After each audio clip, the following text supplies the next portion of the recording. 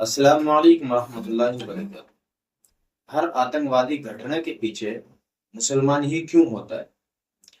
और अगर कहीं पे भी कोई आतंकवाद का हमला होता है, कोई बम ब्लास्ट होता है, तो वहां से एक मुसलमान ही क्यों होता है? तो आइए चलते हैं इन तीखे जवाबों के साथ, और मौलाना महमूद मदनी इनके बारे में क्या जवाब देते हैं मैं भी आप लोगों के साथ सुनता हूँ, और सब मिलकर इसको पूरा सुनते हैं। अब ये मेरा इल्ज़ाम नहीं है। केंद्र सरकार में मंत्री गिरिराज सिंह, उन्होंने कहा कि देवबंद आतंकवाद की गंगोत्री है, और उन्होंने कहा कि हाफिज सईद समेत कई आतंकवादियों के तार देवबंद से जुड़े हैं। उनको मुबारक हो, बहुत मुबारक हो। और आपका भी मैंने बयान देखा कि ऐसे हज़ारों केस हैं जिनके खिलाफ यूएपीए लगा है, टेररिज्म का केस है, गिरफ्तार किया गया है, उन सब की कोर्ट्स में लड़ाई आप लड़ रहे हैं, वकालत कर रहे हैं। वकालत करवाना और आदमी को सफाई देने का अधिकार तो हमारे सिस्टम ने दिया है। हम कहाँ से किसी की वकालत करने वाले? हम कौन हो गए? हम कुछ नहीं है किसी की वकालत करने वाले। ये तो हमारे संविधान ने दिया है, ये अधिकार तो संविधान ने दिया है। और अगर यहाँ तक है कि अगर किसी के पास वकील नहीं है तो खुद कोर्ट अपॉइंट करती है वकील। तो ये तो कुछ तो भी जिसके नहीं। पास वकील नहीं है, चाहे वो टेररिस्ट हो, आप उसके लिए वकील अपॉइंट करेंगे? ये फैसला कि कौन टेररिस्ट है, ये फैसला लॉ इन्फोर्सिंग एजेंसीज करेंगी या जुडिशरी करेगी? अब आप ऐसी हम 100 मिसालें देंगे जहां हम लोगों ने कोई केस नहीं लड़ा। आप क्रिमिनल्स की बात करते हैं, मैं बहुत ही कंट्रोवर्शियल बात कह रहा हूं यहाँ। अफजल गुरु फांसी दी गई, लेकिन out of turn priority basis पे फांसी दी गई। क्या मतलब है इसका? लेकिन कोर्ट का आदेश से, कोर्ट के आदेश से, लेकिन आउट ऑफ टर्न दी गई, प्रायोरिटी बेसिस पे। क्यों किया? सबको दी जाती लाइन से, जितने लोग थे उसमें जब उसका नंबर आता उसको भी देते, जरूर देते आप। क्यों किया? ये एक सवाल है।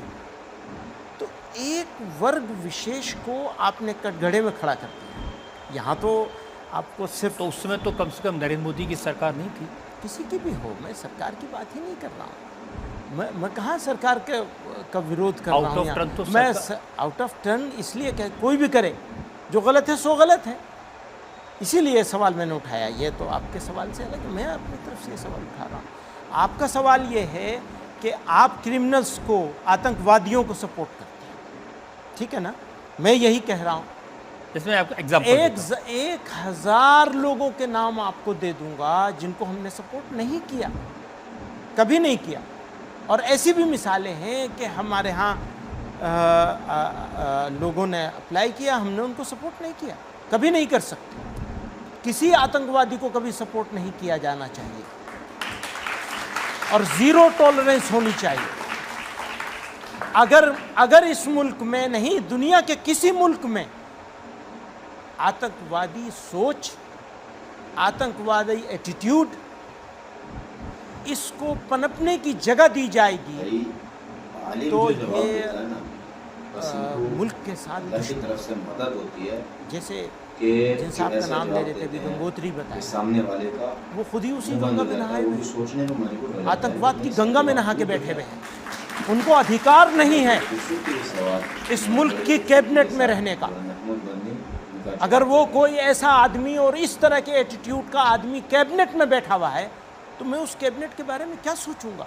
मैं कहाँ अपने आप को खड़ा देखूंगा? उन्होंने तो नाम दिए, उन्होंने कहा मसूद अजहर, मुल्ला अमर, फजल रहमान, ये वो आतंकवादी हैं जो देश के दुश्मन हैं, और ये देवबंदी थिंकिंग को सपोर्ट करने वाले लोग हैं, देवबंद को रेस्पेक्ट करने वाले लोग। इसीलिए मैं कहता हूँ कि उनको बहुत मुबारक हो, और ये हमारी कैबिनेट को भी बहुत मुबारक हो। बस और क्या कह सकता हूँ, उससे ज़्यादा तो नहीं कह सकता। वो आपसे कहेंगे आपको मुबारक हो, ऐसी बात। ठीक है, और क्या जवाब? पब्लिक में सवाल ले लेते हैं। हर मुसलमान आतंकवादी नहीं है, पर हर आतंकवादी घटना के पीछे मुसलमान ही क्यों होता है? मेरा सिंपल सवाल।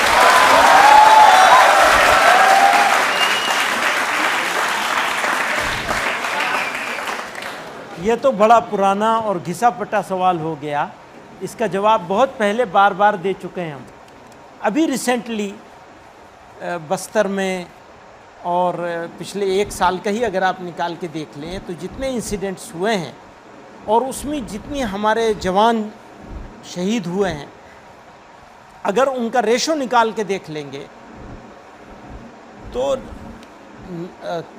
कोई मुसलमान की तरफ से किया जाने वाला इंसिडेंट, और अब मैं उसे हिंदू नहीं कहूँगा, क्योंकि हिंदू कहूँगा तो फिर वो हिंदू मुसलमान बन जाएगा, 70 और 30 का रेशो भी नहीं मिलेगा आपको। उधर 70%। आप वहाँ से आसाम से चलेंगे और पूरे मध्य भारत को देख लीजिए, सब जगह के उसको देख लीजिए। और एक और बात है, इसको धर्म के ऐनक से नहीं देखा जाना चाहिए। मसलन आप कश्मीर के इंसिडेंट्स को अगर आप धर्म के ऐनक से देखेंगे तो मुझे नहीं लगता कि आप इंसाफ करेंगे। बहुत बहुत नाइंसाफ़ी की बात होगी। धर्म नहीं है वो, धार्मिक इशू नहीं है, वो रीजनल इशू है, चाहे बस्तर वाला हो और चाहे बारामूला वाला हो, कहीं का भी। मैं आपकी बात से सहमत हूँ कि जो आतंकवादी होता है, जो किसी को मारता है, वो किसी मज़हब का नहीं हो सकता, ना हिंदू होता है, ना मुसलमान होता है, ना सिख होता है। यही आप कह रहे हैं? ये तो एक छोटी सी बात है। बड़ी बात ये है कि ये मामले लोकलाइज्ड होने चाहिए, न कि नेशनलाइज्ड हो, और न कि इसे किसी धर्म के साथ जोड़ा जाए। ख़ासतौर से मुसलमानों को ये भी वो जो ये सवाल करने की नौबत इसलिए आई कि ख़ास इन्वायरमेंट क्रिएट कर दिया गया है। अब ये एनवायरनमेंट क्रिएट किया गया ना, ये पूरी दुनिया में कहा जा रहा है कि हिंदुस्तान में मुसलमान पर जुल्म हो रहे हैं, लिंचिंग हो रही है, मारा वो हो रही है ना। अब आप उस लिंचिंग के खिलाफ उस तरह बोलते नहीं हैं तो प्रॉब्लम खड़ी हो गई। उस लिंचिंग के खिलाफ बोला जाना चाहिए ना, वो भी आतंकवाद है। मैं माफ़ी चाहूँगा आपसे ये कहने के लिए कि वो भी आतंकवाद है। उस आतंकवाद को रोकने के लिए भी हमको ज़ीरो टॉलरेंस के साथ लड़ाई लड़नी चाहिए, उस कन्विक्शन के साथ लड़ाई लड़नी चाहिए। हम ये होने नहीं देंगे, न ये होने देंगे, न ये होने देंगे। वो कन्विक्शन नहीं है, न मीडिया के पास है, न सरकारों के पास है, न लॉ इन्फोर्सिंग एजेंसीज के पास है। मेरे प्यारे भाइयों, आपने ये वीडियो देखी और इस वीडियो में ये वीडियो आपको कैसी लगी? अगर वीडियो अच्छी लगी है तो अपनी खूबसूरत सी राय कमेंट बॉक्स में जरूर देकर जाना। आइए अब दीजिए इजाजत, मिलता है इंशाल्लाह अगली वीडियो में। अस्सलाम वालेकुम व रहमतुल्लाहि व बरकातहू।